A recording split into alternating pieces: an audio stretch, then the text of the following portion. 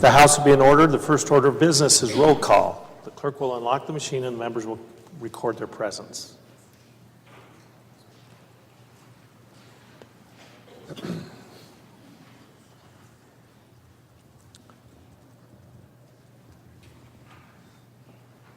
Has every member recorded their presence?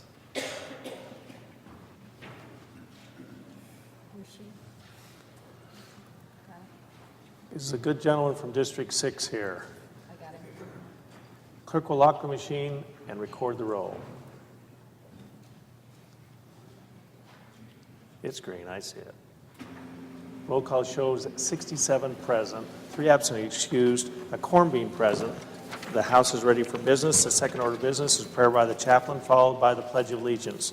The prayer will be led by House Chaplain Pastor Tom Doherty, and the pledge will be led by House Page Ishmael Fernandez. Will the guests in the gallery please rise? Proverbs chapter 16, verse 23 and 24. The heart of the wise teacheth his mouth, and addeth learning to his lips. Pleasant words are as honeycomb, sweet to the soul, and health to the bones. Let's pray. Our loving Heavenly Father, thank you for guiding our nation. I pray we would continue to seek your direction in all we do. Thank you that the people of Idaho continue to stand their ground in seeking direction. Lord, it is wonderful that we live in such a blessed and prosperous nation. Oh Lord, I ask today that you would be with those countries that are struggling with lack of food and struggling with so much disease. Lord, help them. And thank you for many in our nation that reach out to those in troubled times. Be with the countries that have suffered so much with natural disasters. Provide for their needs. Lord, may we always be grateful people for all you have done for us and for the freedom you have given us. We ask these things in Jesus' name. Amen.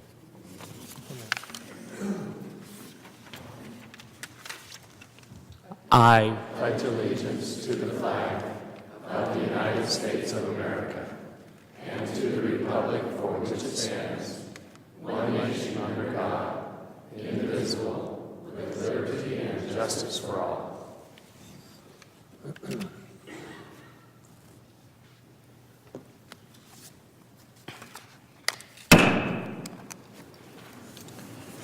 The House will now advance to the third order of business, approval of the journal. The House is at the third order. March 21st, 2013. Mr. Speaker, will your Committee on Judiciary Rules and Administration report that we have read and approved the House Journal of the 73rd Legislative Day and recommend same be adopted as corrected. Moved by Wills, seconded by Burgoyne. You've all heard the motion. All those in favor say aye. Those opposed say nay. The ayes have it. The motion carries and the report is adopted. Good gentleman from District 14. Mr. Speaker, point of personal privilege, please. Gentleman has the floor. Thank you, Mr. Speaker. Members of the House, it's that time of year where things get a little hectic. Our intention is to stay in the third reading calendar till noon and maybe come back to the third reading calendar, depends on what happens. I would encourage you to look at the second reading calendar and the bills that are on there, especially House bills. Won't worry about the Senate bills, but the House bills, because we would like to suspend after lunch. It's our intention to go and come back from lunch at 2:30. So some of our committee meetings in the afternoon can meet at 1:30 to 2:30, and then we have one that will meet after adjournment later on. So there's a lot going on, and encourage you to look at the second reading calendar. Thank you, Mr. Speaker. The House will now advance to the fourth order of business, Consideration of messages from the governor and the Senate. The House is at the fourth order. From the Senate, March 20th, 2013. Mr. Speaker, I transmit herewith enrolled Senate Bills 1093 and 1097 as amended for the signature of the Speaker. Novak, Secretary of the Senate. Senate Bill 1093 and 1097 as amended will be signed by the Speaker and returned to the Senate. From the Senate, March 20th, 2013. Mr. Speaker, I return herewith enrolled House Concurrent Resolution 12, House Bill 130 as amended in the Senate, House Bill 167 as amended in the Senate, House Bill 41, 170, 214, 224, and 220, which have been signed by the President. Novak, Secretary of the Senate. House Bills 130 as amended in the Senate, 167 as amended in the Senate, 41, 170, 214, 224, and House Bill 220 will all be referred to the Judiciary Rules and Administration Committee for delivery to the governor. March 20th, 2013. Mr. Speaker, I transmit herewith Senate Concurrent Resolution 127, Senate Bills 1126, 1127, 1167, 1168, 1169, 1170, 1171, 1151, 1165, 1179, 1145, and 1109 as amended, which have passed the Senate. Novak, Secretary of the Senate. House Concurrent Resolution number 12 will be referred to Judiciary Rules and Administration for delivery to the Secretary of State.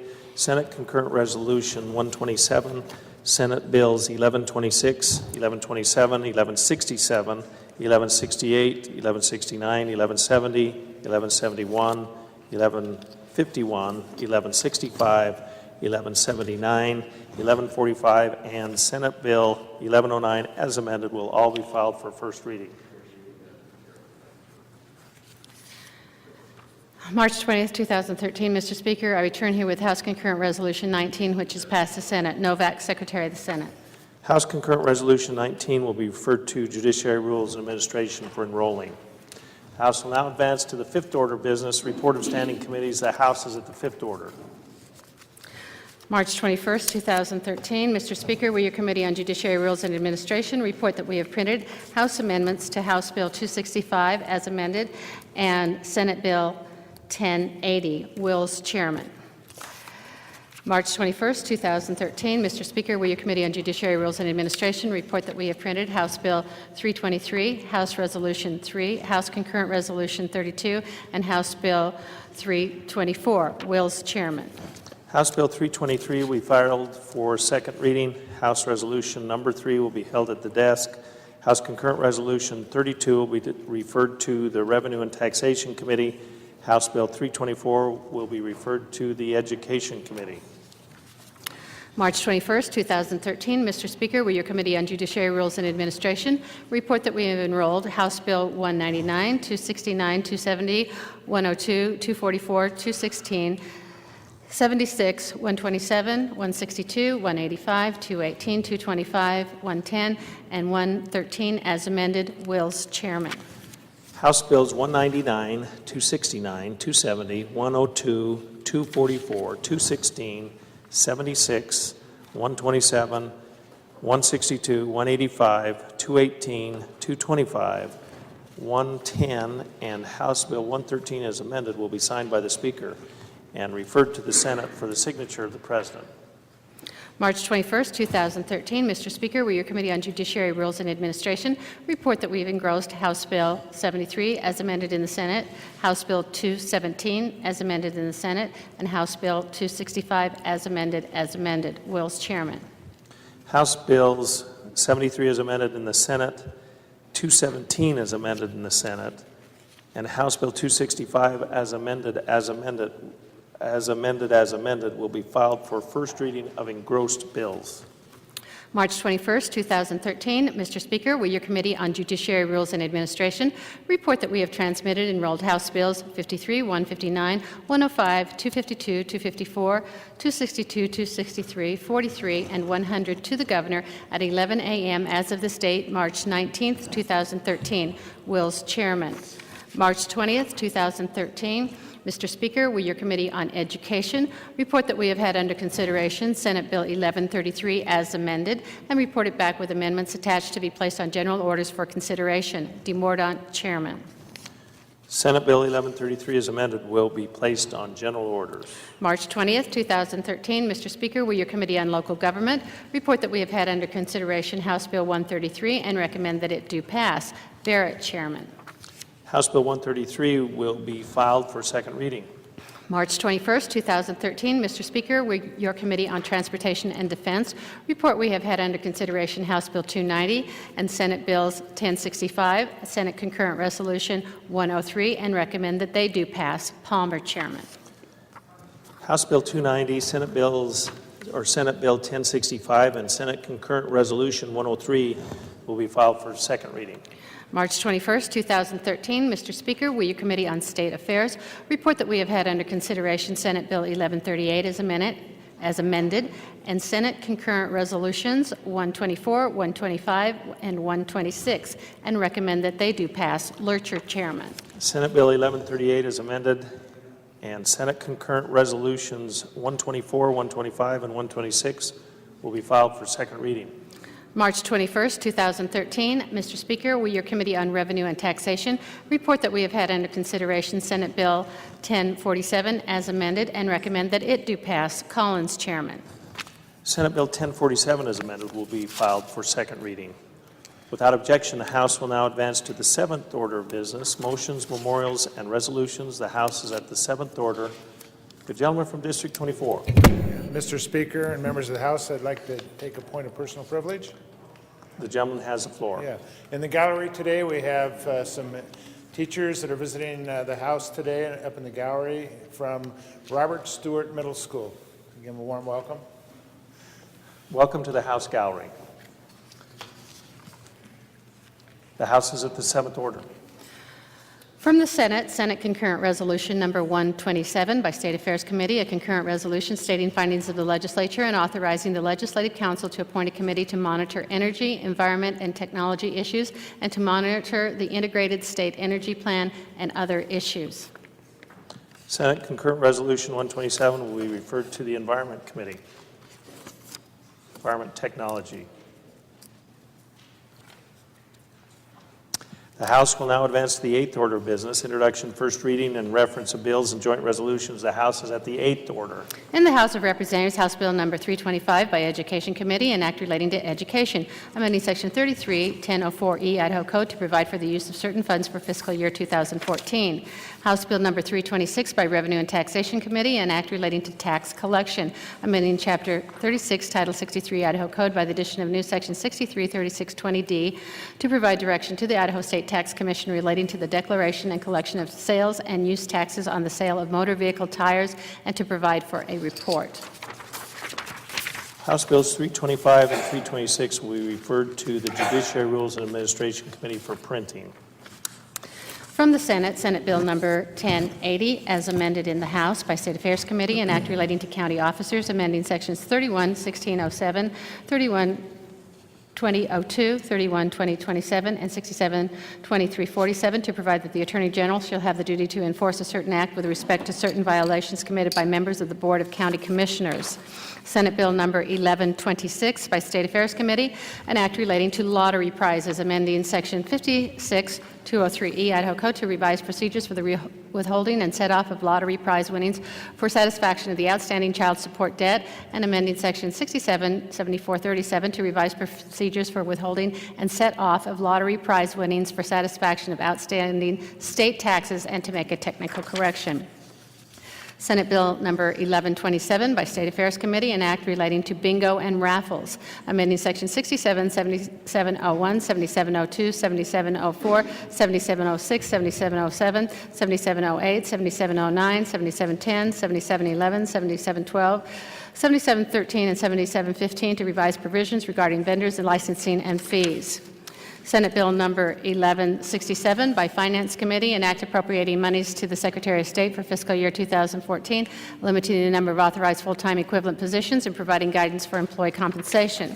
Senate Bill Number 1168 by Finance Committee, an act appropriating monies to Idaho Public Television for fiscal year 2014, Limiting the number of authorized full-time equivalent positions and providing guidance for employee compensation. Senate Bill Number 1169 by Finance Committee, an act appropriating monies to the Board of Tax Appeals for fiscal year 2014, limiting the number of authorized full-time equivalent positions and providing guidance for employee compensation. Senate Bill 1170 by Finance Committee, an act appropriating monies to the Soil and Water Conservation Commission for fiscal year 2014, limiting the number of authorized full-time equivalent positions and providing guidance for employee compensation. Senate Bill 1171 by Finance Committee, an act appropriating monies to the Department of Agriculture for fiscal year 2014, limiting the number of authorized full-time equivalent positions, providing legislative intent, and providing guidance for employee compensation. Senate Bill Number 1151 by Judiciary and Rules Committee, an act relating to criminal procedure, amending Section 192604 Idaho Code to revise provisions when relief from felony conviction may be granted and to provide procedures. Senate Bill Number 1165 by Judiciary and Rules Committee, an act relating to attorney's fees, amending Section 41-1839 Idaho Code to revise a provision relating to attorney's fees when an insurer fails to pay a person entitled.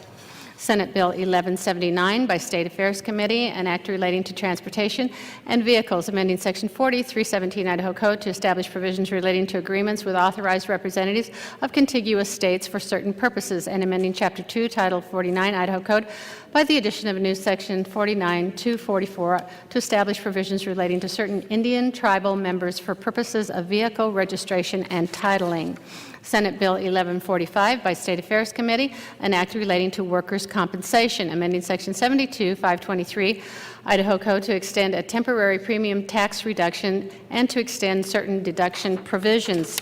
Senate Bill Number 1109 as amended by Judiciary and Rules Committee, an act relating to annuity contracts, amending Section 41-1836 Idaho Code to provide that certain exemptions and protections shall not apply to certain deferred annuity contracts. Senate Bills 1080 as amended in the House, 1167, 1168, 1169, 1170, and Senate Bill 1171 will be filed for second reading. Senate Bills 1126 and 1127 will be referred to the State Affairs Committee. Senate Bills 1151, 1109 as amended, and 1165 will be referred to the Judiciary Rules and Administration Committee. Senate Bill 1145 will be assigned to the Commerce and Human Resource Committee. Senate Bill 1179 will be referred to the Transportation Committee. The House will now advance to the ninth order of business, first reading of engrossed bills. The House is at the ninth order. In the House of Representatives, House Bill Number 73 is amended in the Senate by State Affairs Committee relating to information technology and telecommunications, amending Section 675745 to revise declaration of purpose for the Idaho Technology Authority, amending Section 675745B to revise provisions for appointment of members of the authority and to revise the number of required meetings, and amending Section 675745C to revise the authority's general powers and duties. House Bill Number 217, as amended in the Senate by State Affairs Committee, an act relating to motor vehicles, amending Section 49-1212 Idaho Code to revise provisions relating to the negligent operation of loaned vehicle and to make a technical correction. House Bill Number 265, as amended by State Affairs Committee, relating to public work, amending Section 54-1218 Idaho Code to provide an exemption for certain public works that have been certified by a professional engineer and does not represent a material risk to public health or safety. House Bill 73 is amended in the Senate. House Bill 217 is amended in the Senate. House Bill 265 as amended will all be filed for second reading. The House will now advance to the 10th order of business, second reading of bills and joint resolutions. The House is at the 10th order. In the House of Representatives, House Concurrent Resolution 30 by Health and Welfare Committee regarding Pancreatic Cancer Awareness Month. House Bill 318 by Education Committee regarding education. House Bill 319 by Education Committee regarding education. House Concurrent Resolution 21 by State Affairs Committee regarding state acquiring federal lands study. House Concurrent Resolution 22 by State Affairs Committee regarding federal government public lands transfer. Senate Bill 1105 by State Affairs Committee regarding legislative department. Senate Concurrent Resolution 112 by State Affairs Committee regarding marijuana use. House Bill 273 by State Affairs Committee regarding motor vehicle financial responsibility. Senate Bill 1018 as amended by Judiciary and Rules Committee regarding juror contempt. Senate Bill 1059, as amended by Judiciary and Rules Committee regarding venereal diseases, state prisons. Senate Bill 1119 by Judiciary and Rules Committee regarding income withholding child support. Senate Bill 1122 by Judiciary and Rules Committee regarding child custody. Senate Bill 1045 as amended by Transportation Committee regarding veterans. Senate Bill 1068 as amended by Commerce and Human Resources Committee regarding service members and spouses licensure. Senate Bill 1106 as amended by State Affairs Committee regarding health savings accounts. Senate Concurrent Resolution 117 by State Affairs Committee regarding Public Utilities Commission, rule rejected. Senate Concurrent Resolution 118 by State Affairs Committee regarding Administration Department, rules rejected.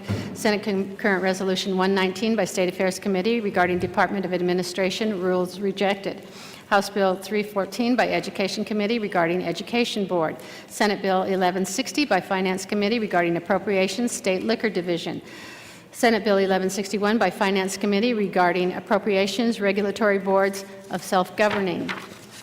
Senate Bill 1162 by Finance Committee regarding Appropriations, Idaho State Controller. Senate Bill 1163 by Finance Committee regarding Appropriations, Hispanic Affairs. Senate Bill 1164 by Finance Committee regarding Appropriations, Division of Vocational Rehabilitation.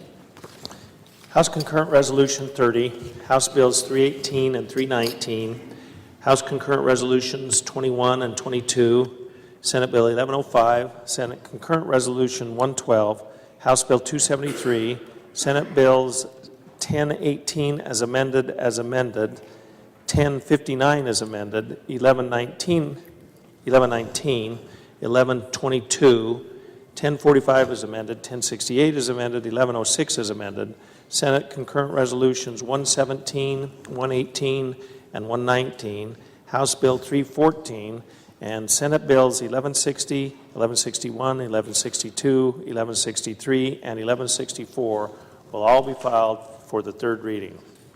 The House will now advance to the 11th order of business, third reading of bills and joint resolutions. The House is at the 11th order.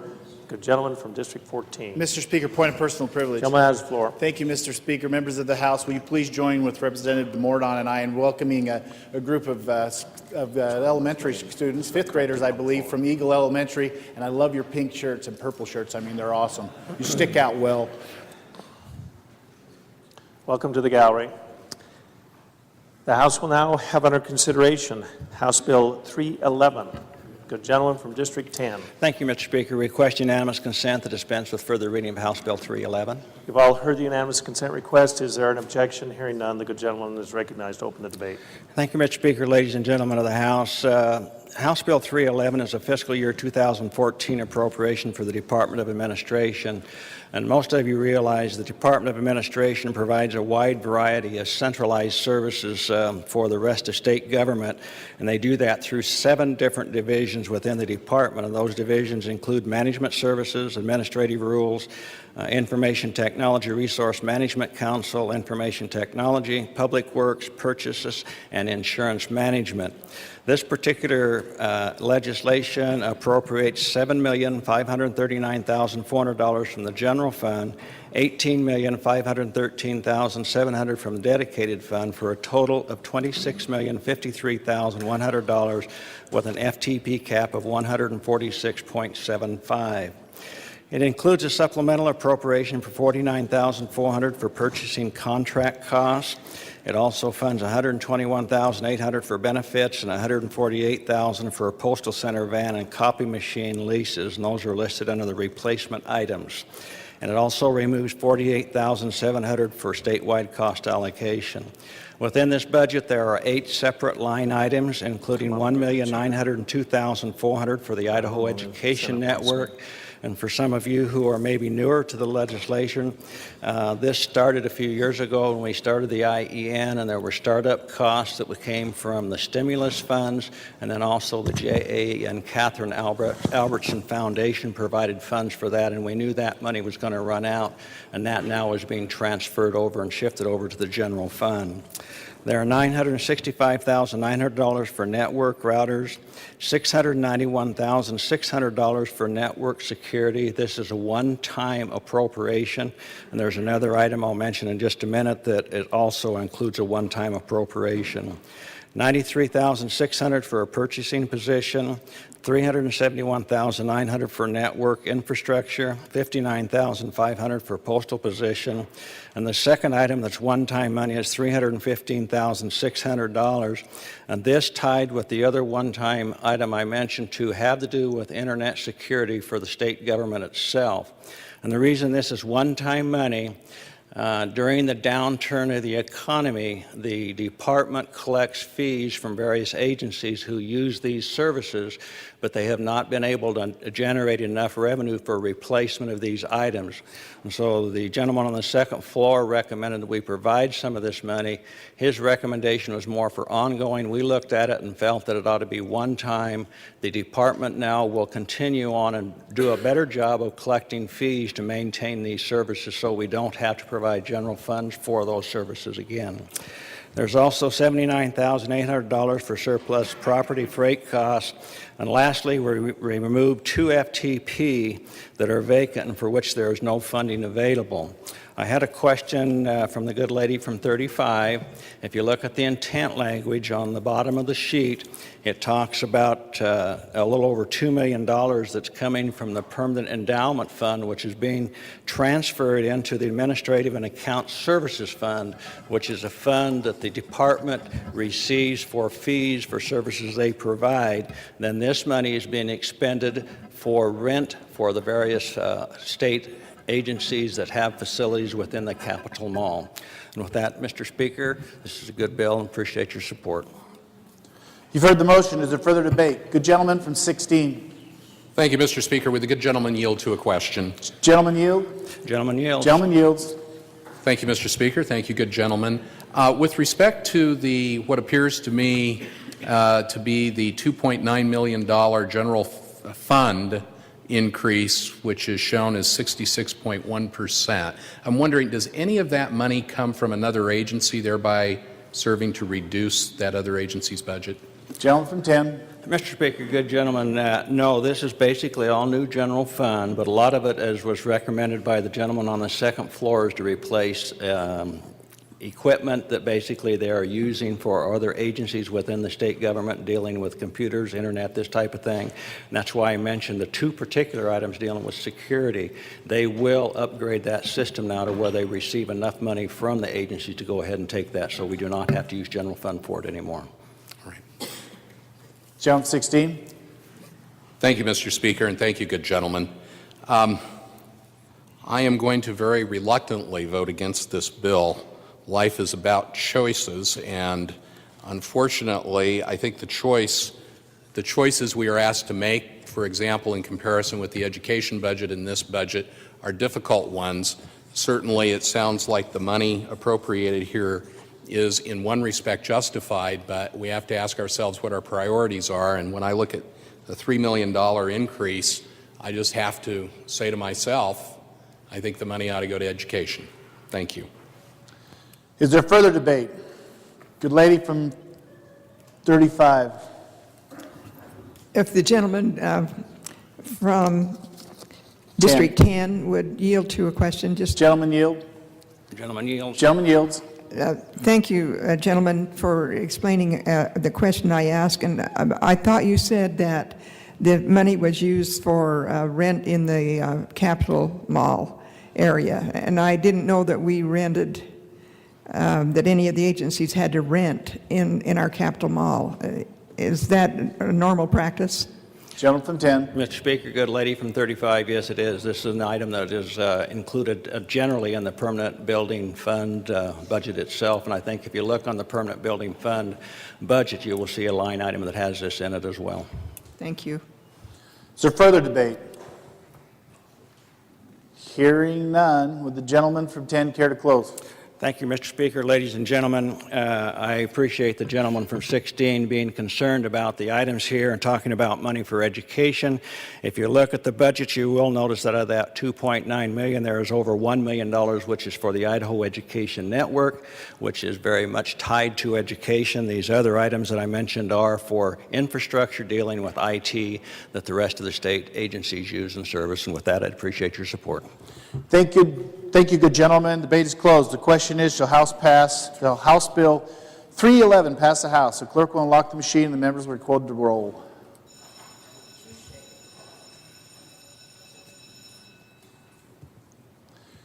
Has every member voted?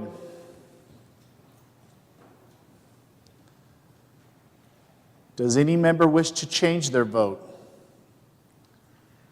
The clerk will lock the machine and record the roll. 50 ayes, 17 nays, 3 absent and excused. The majority having voted in favor of House Bill 311. House Bill 311 is passed the House. Is there correction to the title? Hearing none, the title is approved and the bill be transmitted to the Senate. The House will have before it now House Bill 312. Good gentleman from 10. Thank you, Mr. Speaker. Request unanimous consent to dispense with further reading of House Bill 312. Unanimous consent has been requested. Is there objection? Hearing none, the good gentleman has the floor. Mr. Speaker, ladies and gentlemen, this is the fiscal year 2014 appropriation to the Department of Administration for the bond payment program in the amount of $31,820,000. This bond payment program consolidates payment of the state's bonded indebtedness for the construction of buildings. There are 14 different bond payments included within this particular appropriation. There were 2 bonds this year, the State Hospital North and the prison dorm facilities were paid off during this fiscal year. The bonds are paid with 3 distinct funds that break down approximately as 12% from the general fund, 85% from the permanent building fund, plus about 3% coming from the administrative and accounting services fund. There are 2 other bonds that will be paid off in 2015, one of those bonds being the bond that we have for the state capitol renovation. And then also we have the building down at 954 Jefferson, in which the Attorney General and the Department of Juvenile Corrections are housed within. You may recall that when we bonded for the capitol renovation, that money was coming from cigarette tax. Following the payment of that bond with that cigarette tax revenue, those monies then will go into the Economic Reserve Recovery Fund. With that, Mr. Speaker, I appreciate your support. Thank you, good gentleman. You've heard the motion. Is there further debate? Hearing none, debate is closed. The question is, shall House Bill 312 pass the House? The clerk will unlock the machine and the members will record the roll.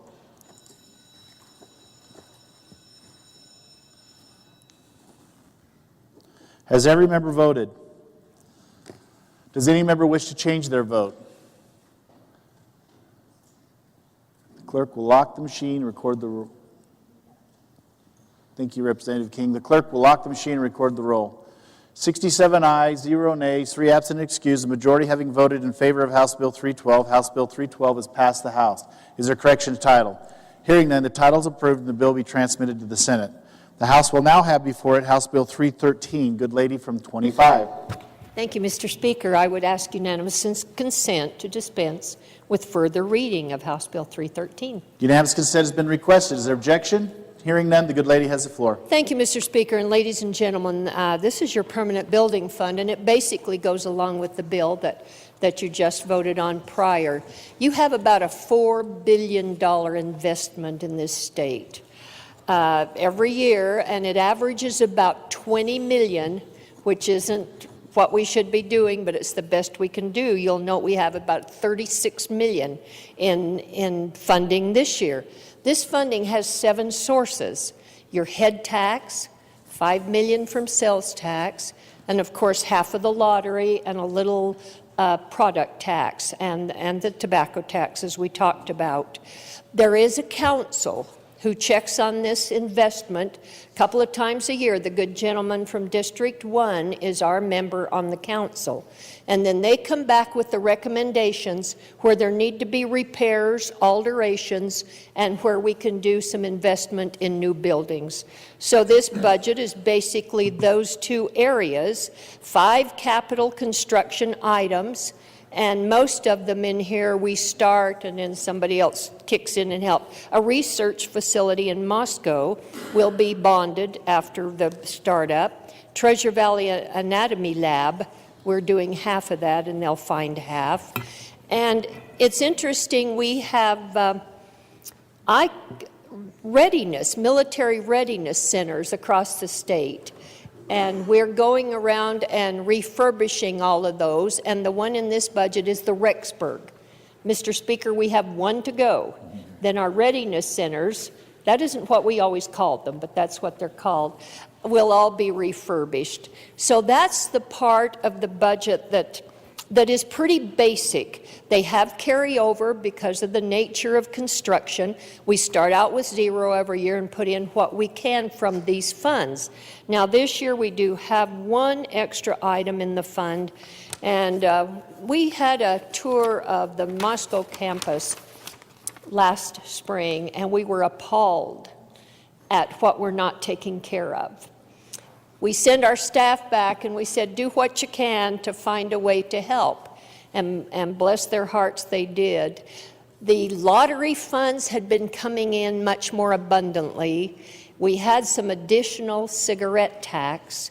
We were very careful taking care of this project, and in that process, we came up with $12.5 million one time that will go to our universities to help pay for deferred maintenance. And I might tell you, $53 million was the request this year, and we usually give them $3 or $4 million a year. This isn't the answer, but this will help. And I would ask your support on this budget. Thank you, Mr. Speaker. Thank you, good lady. You've heard the motion. Is there debate? Good gentleman from 6. Thank you, Mr. Speaker. Would the good lady yield? Lady yield? Certainly. Lady yields. Thank you, Mr. Speaker and good lady.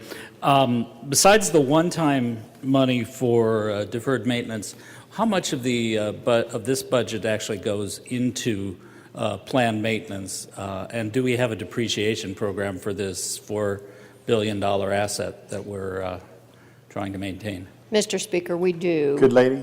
And the amount, I guess I should have given you all the amounts. The deferred maintenance that you were speaking of, the $12.5 million one time, and then there's about $15 million in this budget that goes on deferred maintenance according to the council's needs.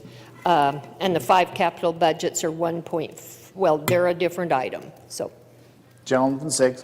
Thank you, Mr. Speaker. And the recommended amount from the Is the lady yield again? Oh, I would sorry. yield. Lady Thank yields you. further. Good gentleman from 6. Thank you. Thank you, Mr. Speaker. Thank you. I'm sorry to be so aggressive.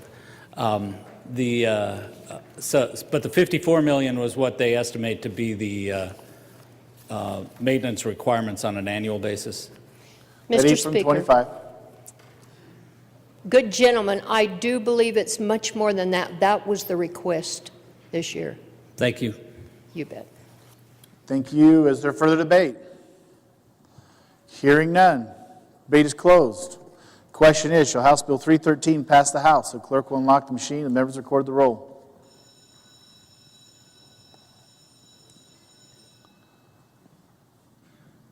Has every member voted?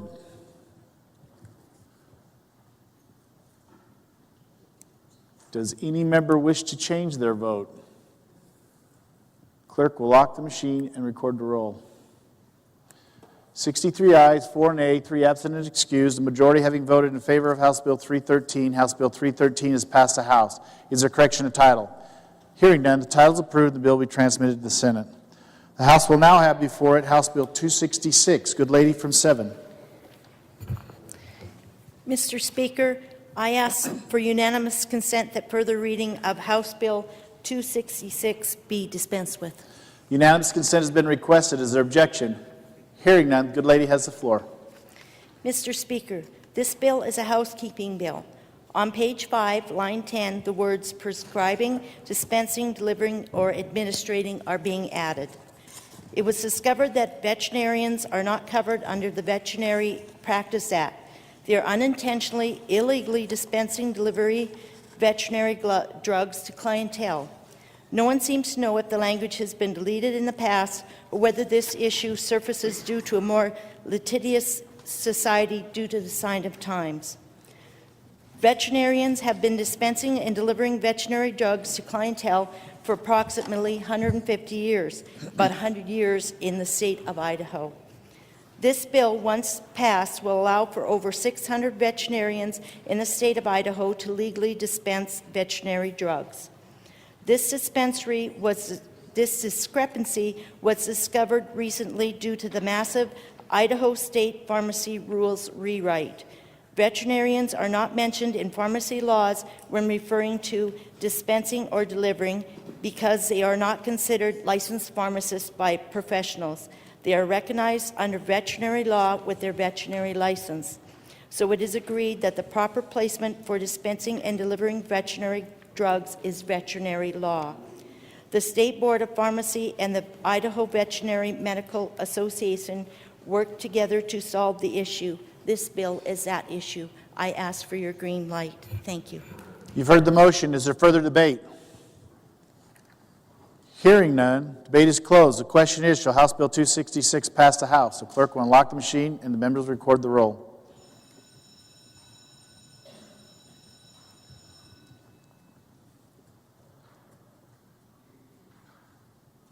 Has every member voted?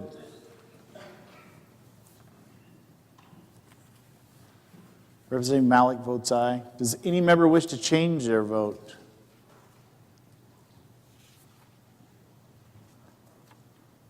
Clerk will lock the machine and record the roll. 64 ayes, 2 nays, 4 absent and excused, the majority having voted in favor of House Bill 266. House Bill 266 has passed the House. Is there correction to title? Hearing none, the title is approved. The bill be transmitted to the Senate. The House will now have before it House Bill 278. Good lady from 35. Thank you, Mr. Speaker. I would ask unanimous consent that we dispense with further reading of House Bill 278. 278 would be better. Thank you, good lady. You've heard the request. Is there objection? Hearing none, good lady has the floor. Thank you, Mr. Speaker. This bill comes to us from our Resource and Conservation Committee, and it comes to us with a change, just a shift of where the Access Yes money goes to, or comes out of. It comes out of the depredation account, or comes out of the, I'll get it right here in just a minute. It goes into the land acquisition fund. It comes out of the depredation fund and goes to the land acquisition fund, which is where it probably should be, because that is where they do leasing and land acquisition, and so the Access Yes. And what that does is frees up some amounts of money that could go to the animal damage control, which in year 2006 there was none. In the year 2007 there was $17,000. In 2008 there was none. In 2009 there was none. In 2010 there was none. So this does give some extra money that can go into the animal damage control, and for that reason we have brought the bill forward. And Mr. Speaker, I would ask for the green light, and I would be standing for any questions. The lady that sponsors the bill has laryngitis. Is there further debate? Good gentleman from District 32. Thank you, Mr. Chairman. Would the good lady from 35 yield to a question? Will the lady from 35 yield to a question? Lady yields. The lady yields. Thank you, Mr. Speaker, and good lady. I don't recall that this bill came out of resources. Did this bill come out of ag? Mr. Chairman, I stand corrected. The gentleman is correct. It did come out of the Ag Committee. I'm sorry. Gentleman from 32. Thank you, Mr. Speaker. To debate the bill, sir.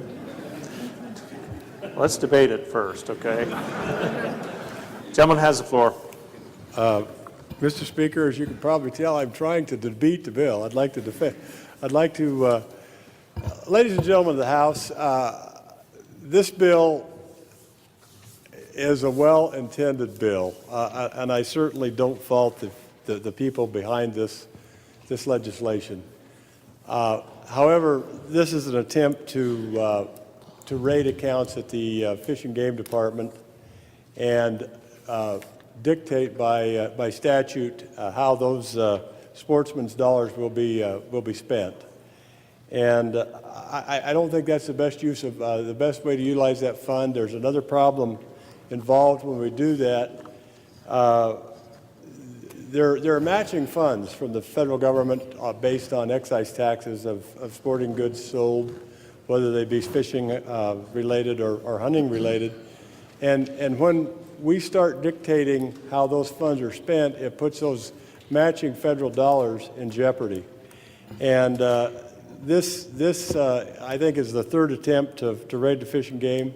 account this year. The Fish and Game account does have $100,000 in it for predator control this year to help with the wolf issue. It has ongoing money in it of $50,000 to help with animal damage control in southeast Idaho with the mule deer program. And the fact that it has the potential to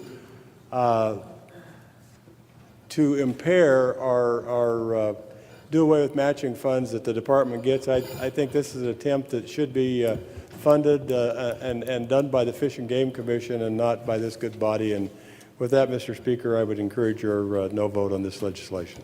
Is there further debate? Lady from 20, wow. Good lady from District 26. Oh, you saw me moving, and I was looking around to see somebody else jumped up first. I'd like to debate against the bill, too, please. The good lady has the floor.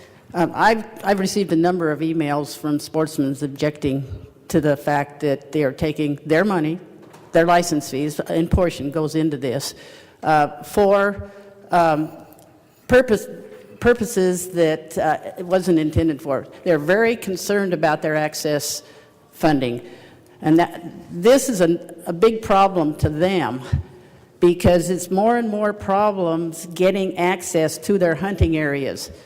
And these funds were set aside to work with landowners to give them incentives to allow more access. And this is a continuing problem. And I really have a problem with going in and just raiding funds because it looks like there's a lot of money there. There isn't. It's the general money comes in from, like I said, the good gentleman earlier told where they came from, and I won't go into that again. But we do have a problem. Just this piecemeal running in, trying to find these pots of money is not the way we need to do it. I think we really need to set up a study group with the Fish and Game, all of these people, and see if we can get voluntary efforts. And just a week ago, we refused to pass a bill that people said the cattlemen said they would be willing to put 25 cents of some brand fees on this very issue. Least they volunteered, the sportsmen didn't. So let's honor the people that we have out there and listen to what they're saying. Let's get together and try to find this. Let the sportsmen get some representatives from them. Get representatives from the cattlemen, the wool growers, all these people that are affected. And let's see if we can come up with a good general fund, some kind, not general fund, a funding source that is reliable. We do have a problem and we need to do something about it, but this isn't the way to do it. Is there further debate? Gentleman from 28. Thank you, Mr. Speaker, and to debate the bill. Gentleman has the floor. Ladies and gentlemen, if you remember House Bill 208, and you remember what you did to me, when I pleaded with you to allow the cattlemen to raise their fees on their own and contribute money to the animal damage control, that was overwhelmingly defeated. And I think the feeling on this from this body was find some money somewhere else, don't impose the fee on the victim. Well, this is not the victim. This is a plan, and as the bill states, to take some money from the depredation account. There are still $750,000 in that depredation account, and it will take money above that to go into the animal damage control program. Now, if you say this is going to deplete and kill the Access Yes program, it's not. The Access Yes program still is funded $2 from fishing and hunting fees, and 75% of that money anyway comes from the Pittman-Robinson funds. And so we're not going to kill the Access Yes program. It is still viable. It still has funding, but there are funds there that are available, and research was done to show there should be some money go to the animal damage control.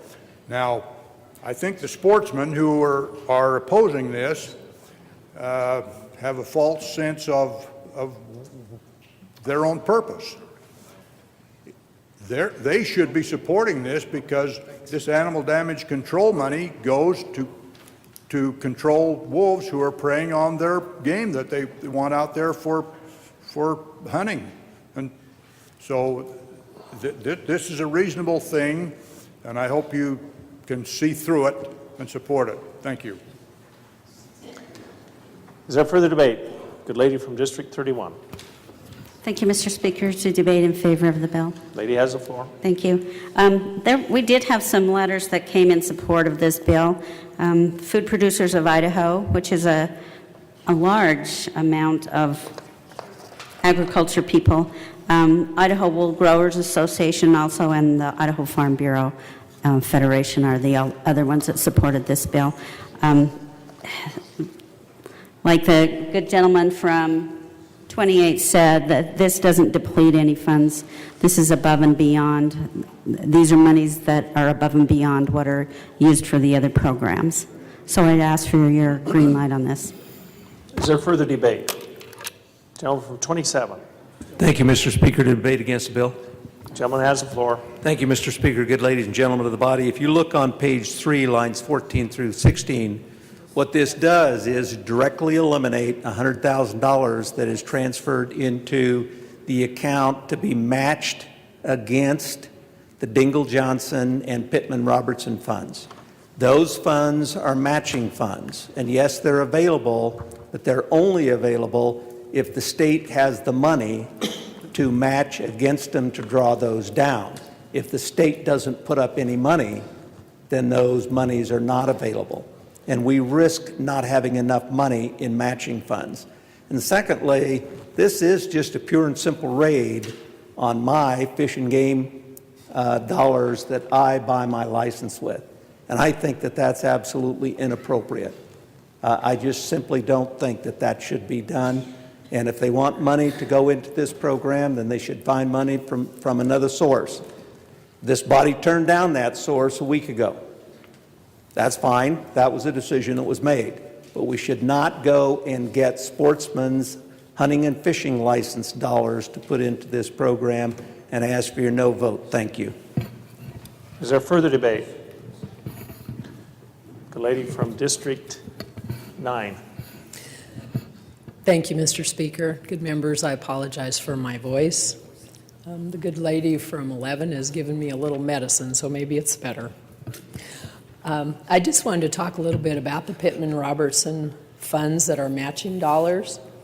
If Access Yes is moved over to Fish and Game's land acquisition, land leasing, and land easement program, Fish and Game themselves can determine the amount of money they want to match for those PR dollars.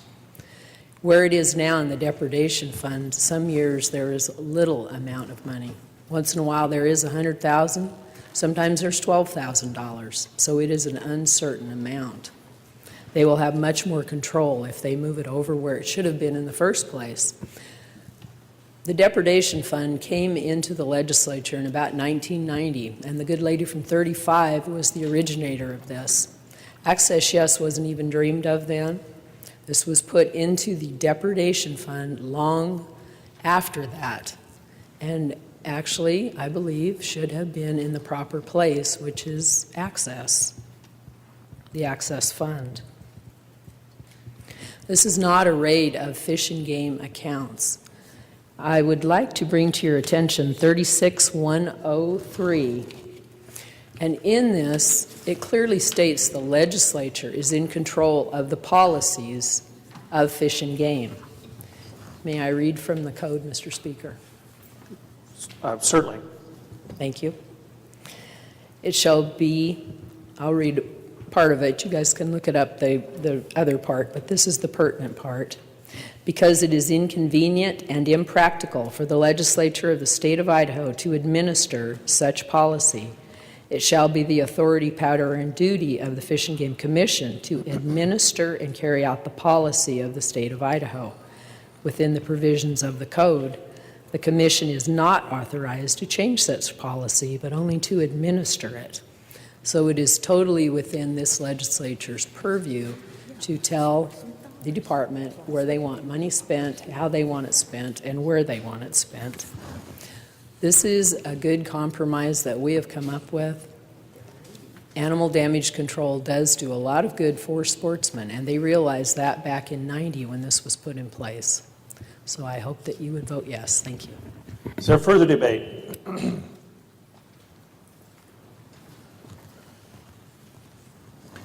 Hearing none, the debate is closed. Would the good lady from, or hearing none, hearing no more debate, would the lady like to close the debate? That's what I meant. Thank you, Mr. Speaker, I would. If there's a misconception out here that we took any Access Yes funds and didn't replace them, we did not in this bill. All we did is, if you look at, and we did go to the analyst and ask if there was any, if this would be any bad reaction on any of the funds, and we were assured that it would not. The Habitat Acquisition Fund has, if my chart is correct, has $700,000 in it. We would be putting another $100,000 in that. That is the Access Yes money. It would be coming out of one fund and just going to the other, so it's not disappearing. It is there. The fund is there.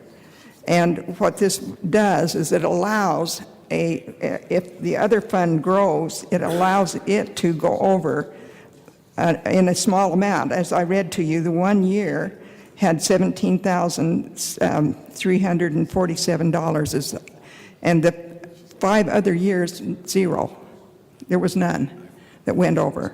So this does allow, if there's enough money comes into that fund, and the tag money, the Pittman-Robertson money, and all the fish and game money comes in July. And so all of those funds, what we're doing is talking about next year's budget.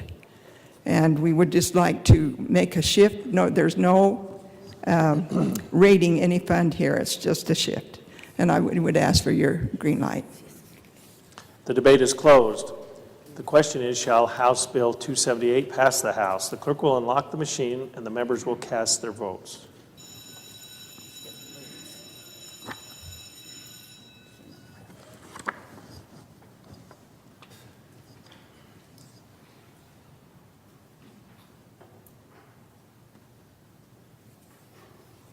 Has every member voted?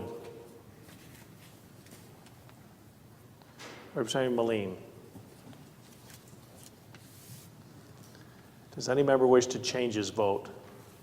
The clerk will lock the machine and record the roll. The roll call shows 45 aye, 23 nay, 2 absent excused. House Bill 278 has passed the House. Is there correction to title? Hearing none, the title is approved and House Bill 278 will be transmitted to the Senate. The House will now have under consideration House Bill 150.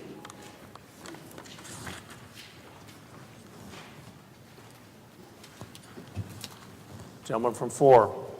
Thank you, Mr. Speaker. I ask for unanimous consent that any further reading of House Bill 150 be dispensed with. You've all heard the unanimous consent request. Is there an objection? Hearing none, the gentleman has the floor. Thank you, Mr. Speaker. House Bill 150 is a simple bill. It's in regards to bringing Idaho Code up to date with the Administrative Procedures Act, which guides appeals of decisions for agencies, including the County Commission. The code that it would be changing is a little bit ambiguous in terms of what is appealable under the Administrative Procedures Act. So this just removes that ambiguity and makes it so things that are properly reviewable by a court, issues of law, are reviewable by a court, and then issues of policy, which are properly vertically separated in terms of power, are left as policy decisions by Board of County Commissioners. So this just removes that ambiguity and makes sure that separation of vertical power is in place. I'd ask for your green vote and stand for any questions. Is there further debate? Gentleman from 6. Thank you, Mr. Speaker. Would the good gentleman yield for a question? Will the gentleman yield to a question? Gentleman yields. The gentleman yields. Thank you, Mr. Speaker, and good gentlemen. We've had a couple of times when the various elected offices in our county government have disagreements over employees and budgets, and have, in fact, gone to court for a declaration of what's appropriate for them. Does this remove the ability then for, say, a prosecutor to appeal a budgeting decision by the county commissioners that actually will make him unable to perform his duties? Gentleman from 4. Mr. Speaker, gentleman from 6, what this would do is if there were a legal basis for challenging those decisions, that it would be allowable on that final decision to go ahead and take that. If there were issues in regards to policy, so if it was just a policy decision that was being made based on that budget, then that would not be appealable. Mr. Gentleman Speaker, from 6. to debate against the bill. Gentleman has the floor. Thank you, Mr. Speaker. I think there's some real concern here, and it was expressed to me by some of our local county officials that what may be a policy decision and actually determines whether or not the various county officials can actually perform their function. And oftentimes the tit for tat in local governments, really can't be determined except with an impartial judicial action. The staffing levels, for example, you might state so that the prosecutor's office really could not perform the duties that we assign to them in state law, purely because the county commission has decided that they would rather put the money elsewhere. That looks like policy, but it actually affects the statutory performance of their duties. And so in that regard, I think that this really sets us up for some really difficult decisions, and a place where we have statutory requirements on various county officials they will not be able to make because they can no longer appeal deficient budgeting decisions by the county commissioners. And so I'm going to vote no. Is there further debate? Hearing none, the gentleman from District 4 may close the debate. Thank you, Mr. Speaker, and I'll just address that very quickly. Because there are statutory guidelines for what must be accomplished by those officers of those individual agencies, there would be a legal basis for appeal under this law in those situations where one administration within a county was depleting the ability for those individuals to complete their processes under that. So I would encourage your green light on this. I think it is a good bill, and thank you very much.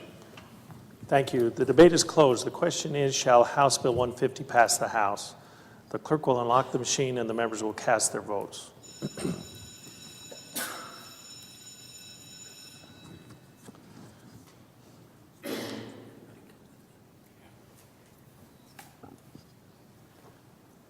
Has every member voted?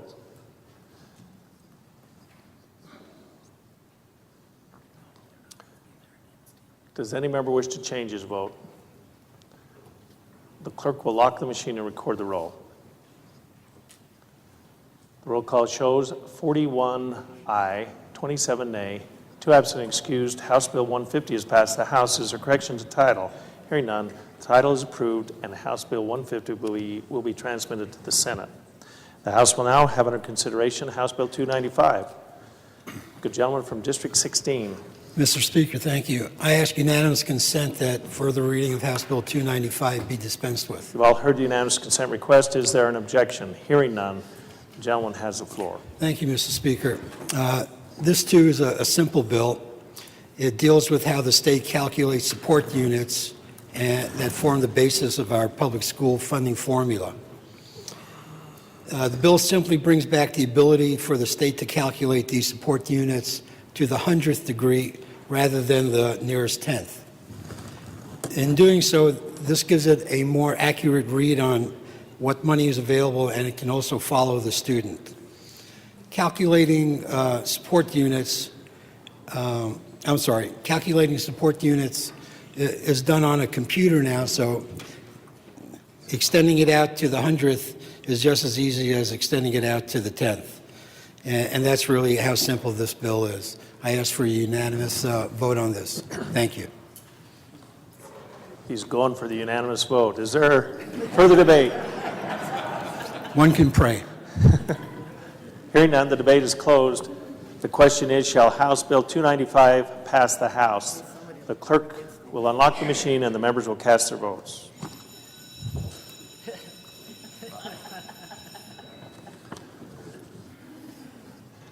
Kids got to learn. Does every member voted? Does any member wish to change his vote? Representative Barbieri.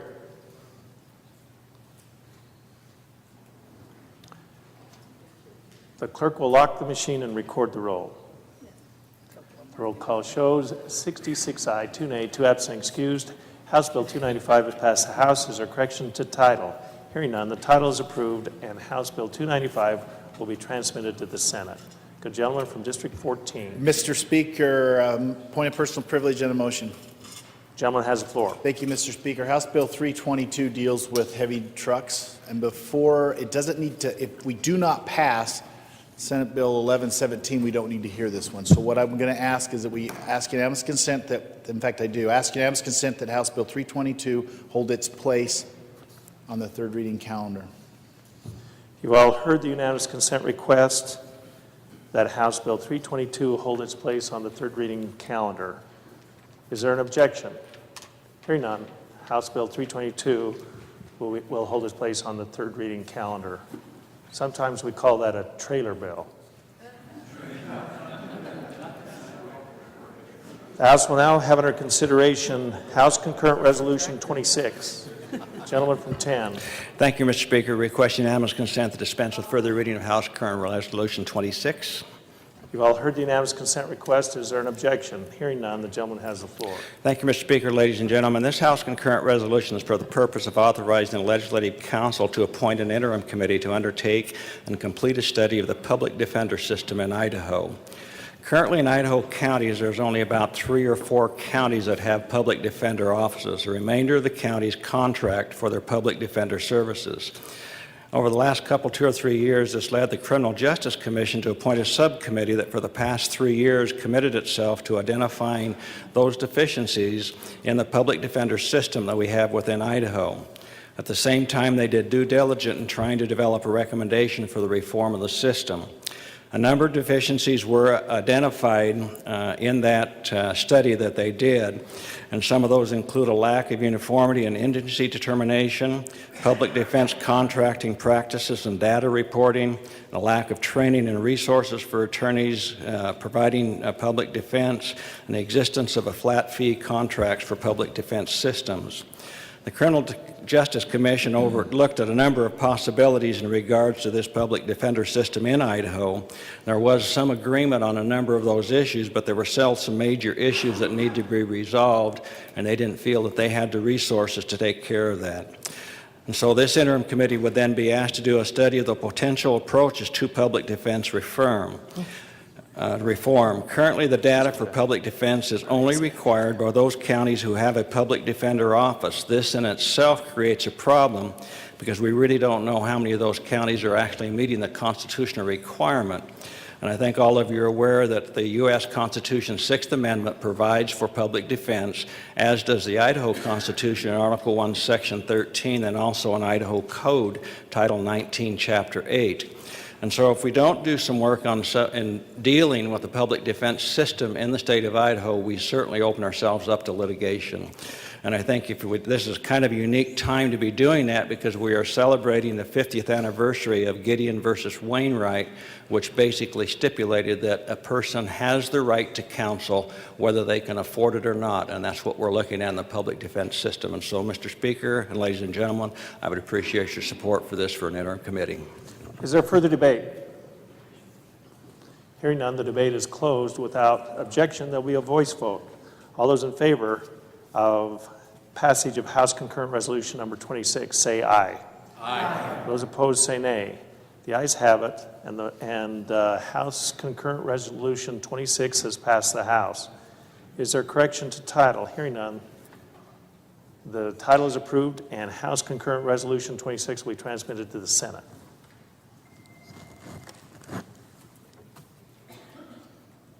Who does it? Thank you. The House, it has been brought to my attention that this House Concurrent Resolution spends money. So we're going to have a voice vote on House Concurrent Resolution 26. The clerk will unlock the machine and the members will cast their votes.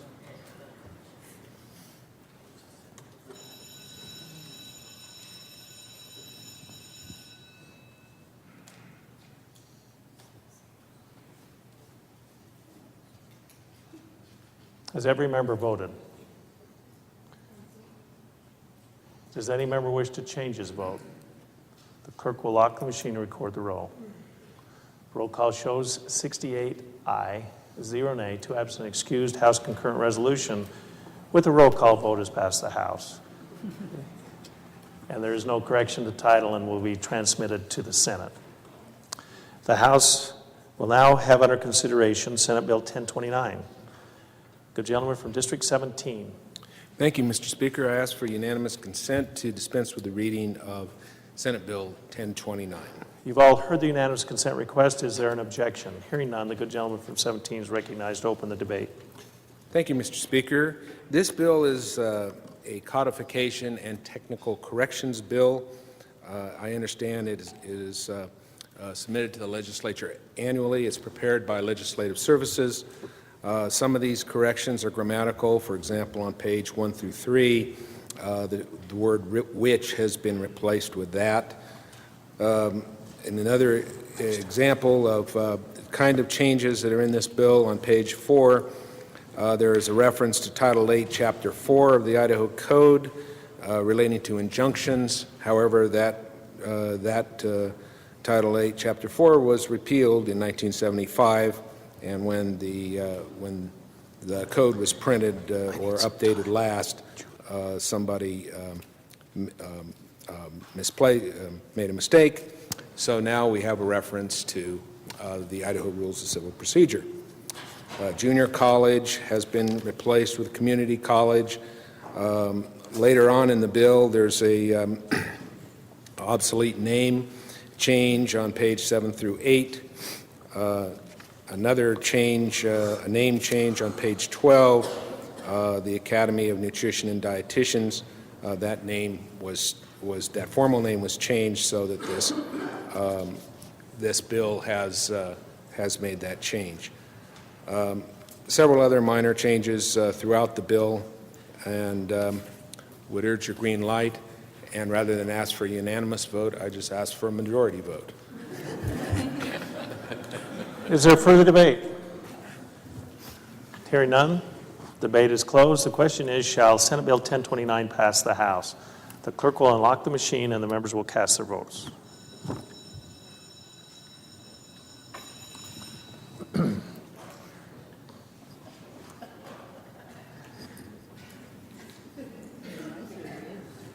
Has every member voted? Representative Collins, Agidius, Wood, 27, and Packer.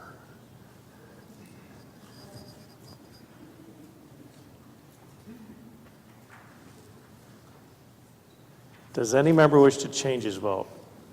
The clerk will lock the machine and record the roll.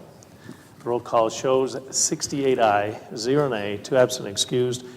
Senate Bill 1029 has passed the House. Is there correction of title? Hearing none. The title is approved, and Senate Bill 1029 will be transmitted to the Senate. The House will now have under consideration Senate Bill 1107 as amended. Good gentleman from District 19. Mr. Speaker, I ask for unanimous consent that we dispense with the reading of House Bill 1107 as amended. You've all heard the unanimous consent request. Is there an objection? Hearing none, the gentleman has the floor. Thank you, Mr. Speaker, members of the body. This bill is essentially a part of our government slowly modernizing itself.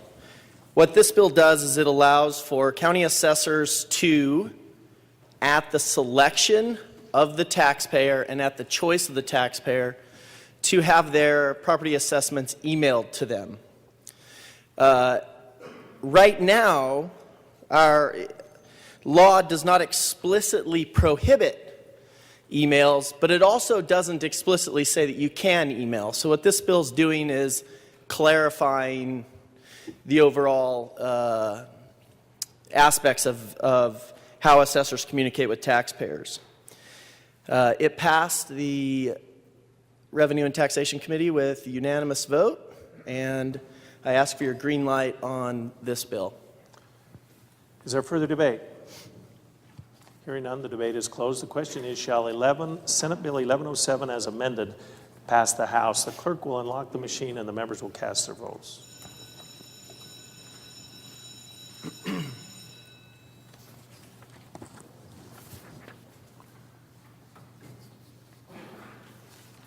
Has every member voted?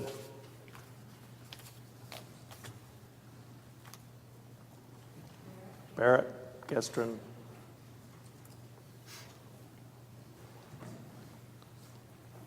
Does any member wish to change his vote? The clerk will lock the machine and record the roll. Roll call shows 68 ayes, 0 nay, 2 absent excused. Senate Bill 1107 as amended has passed the House. Is there a correction to title? Hearing none, the title is approved and Senate Bill 1107 as amended will be transmitted to the Senate. The House will now have under consideration Senate Bill 1111. Good gentleman from District 12.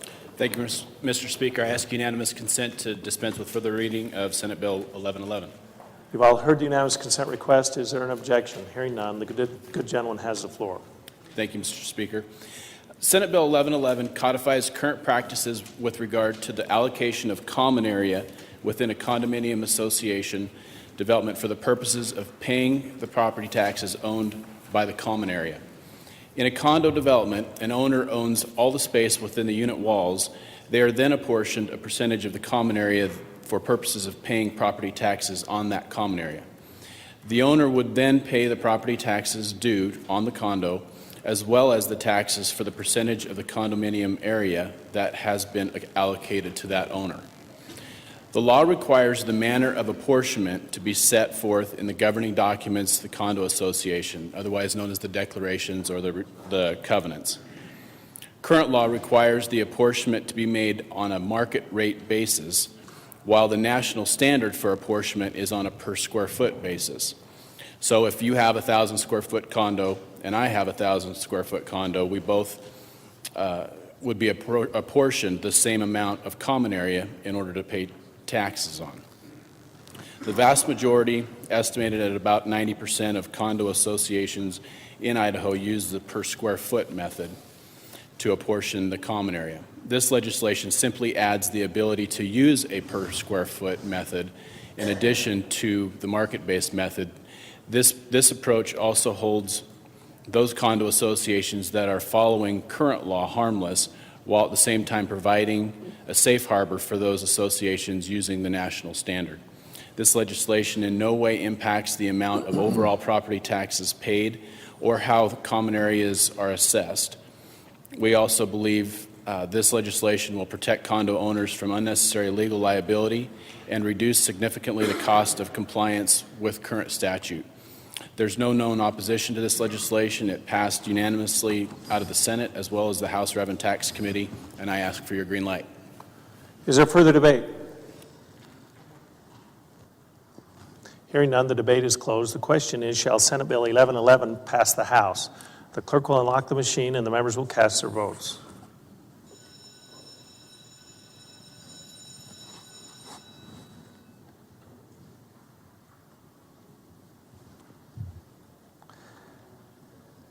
Has every member voted?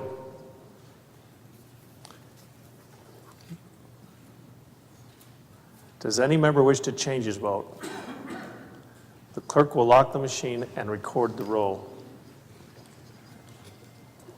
The roll call shows 65 aye, 1 nay, 4 absent excused. Senate Bill 1111 has passed the House. Is there correction to title? Hearing none, the title is approved and Senate Bill 1111 will be returned to the Senate.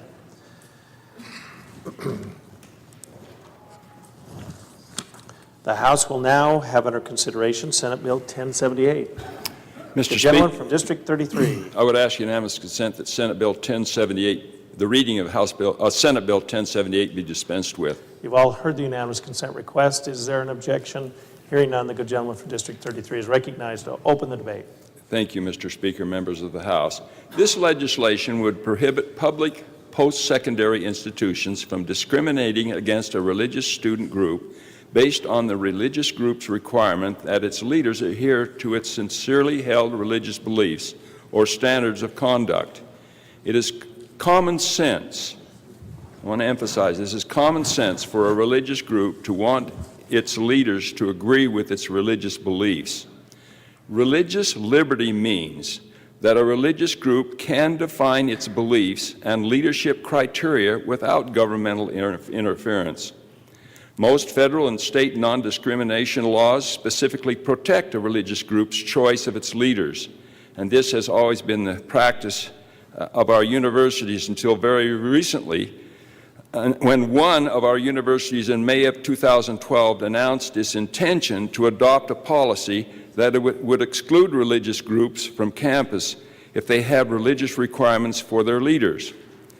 Ladies and gentlemen, all this legislation does is restore the policy that all of our universities have had until now. And I want to emphasize this does nothing to alter any other policy that a university might have regarding clubs or organizations. It does not alter anything else.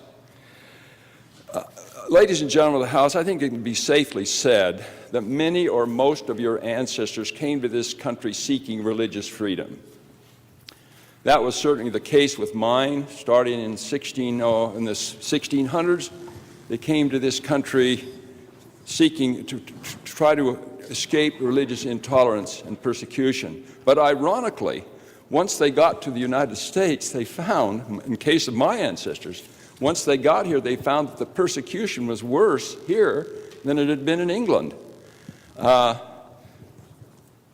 Bateman ancestors settled in a little town in Illinois in the mid-19th century with other members of their faith, and they built up this beautiful town. It was a very culturally refined place, and at that time it was the West. This little town was noted for its progressive architecture. It had, and city planning, it had this marvelous building of worship that was unique in all of the country, the United States. But my ancestors were driven out of this town because of their religious beliefs. They were driven across the prairie. Some of my wife's ancestors died as a result of the persecution, and they were chased out into the far West. Well, the discrimination did not cease after they got into the West. For 50 years it went on. In fact, it found itself in the Constitution of the state of Idaho. We find remnants of that persecution. Even the leaders of my church were put in prison, some of the top leaders, and the president of my church had to go in hiding, had to try to escape from the federal government. And my great-great-uncle Samuel Bateman was the bodyguard and nurse of the president of our church. And when he died, my great-uncle prepared his body, washed his body down, and on his body were horrible scars from wounds he had suffered when the mob tried to kill him in 1844. They couldn't even have the funeral, a public funeral, because those attending the funeral might be arrested by federal authorities. They had to have the funeral in secret. Now, thankfully, we've overcome most of that persecution. We live in a better day, a brighter day, more light, and we don't have that kind of prosecution. But there are remnants, and we do find one remnant of that in this particular university policy that would not allow a religious group to determine who its leaders are going to be. And so I urge a yes vote on this piece of legislation, Mr. Speaker and members of the House. Thank you very much. Thank you. Is there further debate? Gentleman from 24. Thank you, Mr. Speaker. Would the good gentleman stand for a question? Will the gentleman yield to a question? The good gentleman yields to my good friend. Thank you, Mr. Gentleman Speaker. yields. Good gentleman, has this proposed language been vetted by our Attorney General's office or by other competent legal counsel as to whether it would pass federal law muster in this sensitive area of freedom of speech? Gentleman from 33. Mr. Speaker and gentleman from 24. 24, we have an Attorney General's opinion. This legislation is in harmony with the Constitution of the state of Idaho, and they see no roadblocks to its passage. Thank you, Mr. Speaker. Thank you, good gentleman. Further debate. Gentleman from 19. Mr. Speaker, members of the body, to debate against the bill. The gentleman has the floor. Thank you, Mr. Speaker. The nuns wanted me to check your shirt tail. Exactly. It's tucked, it's out in the back, but, so having worked in Division of Student Affairs and run student programs, this bill is unnecessary for public institutions. To start with, I'm going to use some of the old Catholic background again. My mom was a devout Catholic. She consistently stood up against the Catholic Church argument that women should not be allowed access to contraceptives, and she believed that women should be in the priesthood. That is against the teachings of the Catholic faith. And in fact, she was also an excellent leader. So to deny an organization to deny leadership within the organization because there may be faith-based disagreements is not right. Number two, this is a public institution using student activities and student clubs who receive money from the university to do their programming.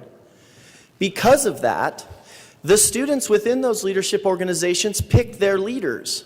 They have the choice of picking their leaders.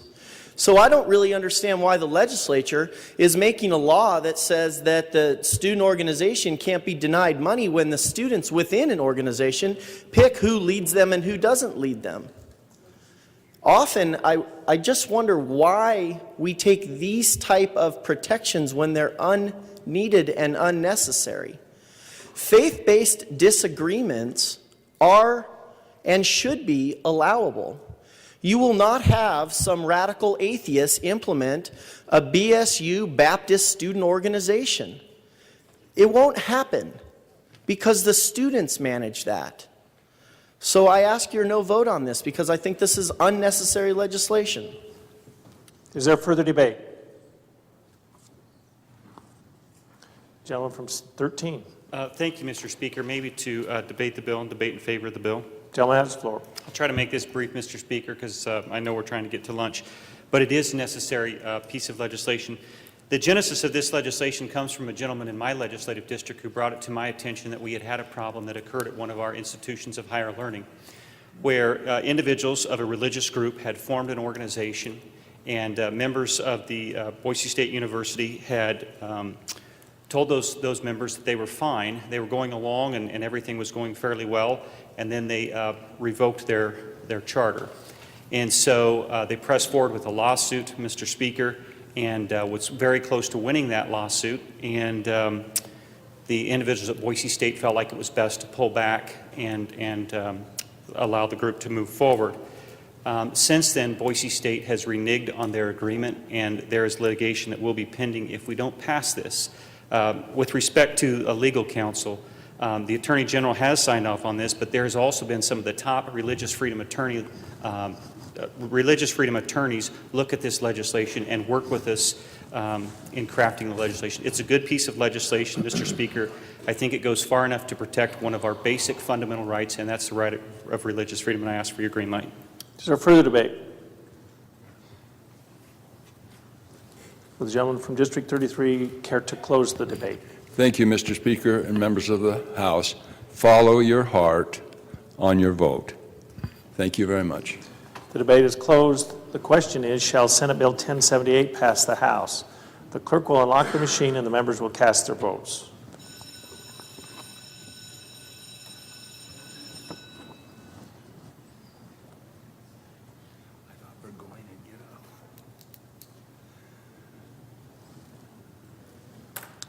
Has every member voted?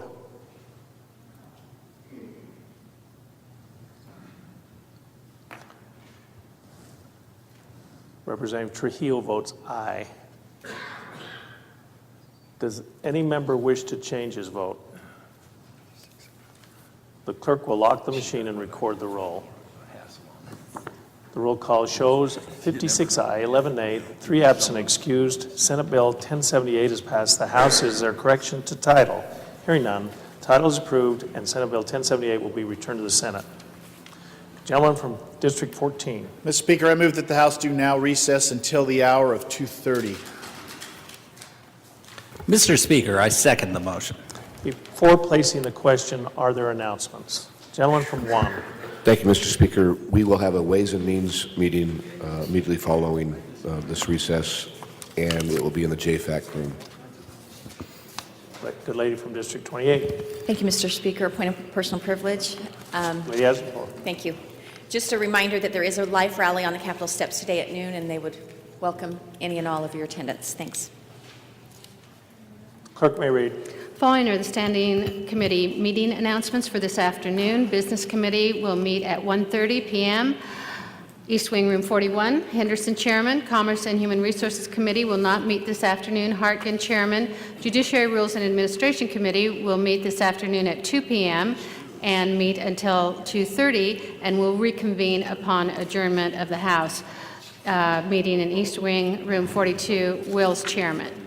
Resources and Conservation Committee will meet this afternoon at 1:30, East Wing, Room 40. Denny, Chairman. And Ways and Means Committee is meeting upon adjournment. Lady from 26. Point of personal privilege. Lady has the floor. I missed the announcement here, trying to get a date or a time. The minority will be holding their caucus meeting at 3:30 or on adjournment. The motion pending is to recess until the hour of 2:30. All those in favor say aye. Those opposed say nay. The ayes have it. The motion carries, and the House stands at recess until the hour of 2:30 p.m.